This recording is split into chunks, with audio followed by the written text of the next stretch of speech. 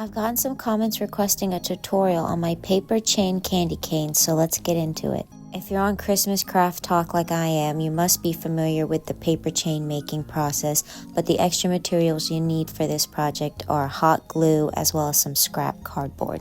Everyone on TikTok I've seen make these paper chain garlands have a paper cutter. We don't have that over here, so I'm going to show you how I do it with scissors. I make a couple lines 3 inches wide on a few of the sheets of paper, then stack up the blank sheets underneath and cut through so I can get as many strips as possible. And with editing magic, we have everything we need here. If you have a stapler handy, I definitely recommend using that. I don't have one, so we're going with the tape that I do have. If you are curious, it takes 2.5 sled rims worth of tape strips to complete this project. As I start folding up these first pieces here, we'll pay attention to the pattern. It's 2 white, 2 red, or in my case, we're making a pink one here. But in order to get that candy cane look we need to do 2 in a row of each color. Just for demonstrations purposes here, I'll show you what it looks like. If you end up going every other color, you're going to end up with 1 solid face of white and 1 solid face of pink, and we don't want that.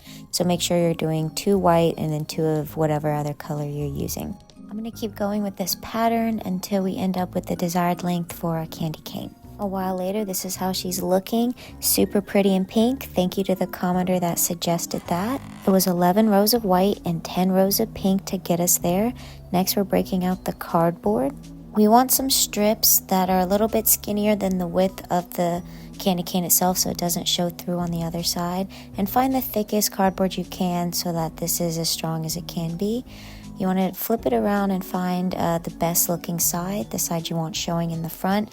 Then flip it back over and we're going to lay out the cardboard on this side. You definitely want to lay it all out first before you start gluing. This is important so that you can get the shape right and really cut down all the cardboard because you don't want that to show. Right around this curve is the part where the gaps in the paper are the largest, so you want to make sure your cardboard is the skinniest in that section. Be as neat and precise as you can be with the hot glue, but keep in mind it's a handmade paper craft, so we're really going to embrace the flaws and imperfections in this one. I got the idea for this project when my first paper chain, I severely underestimated how many strips I would need, and I threw down the very short chain on the ground and it fell into the shape of a candy cane. And I thought, wouldn't it be so cool to glue it down in that shape? And this is where the idea was born. If you're inspired to make one of these, please comment me a picture of it below and share the video.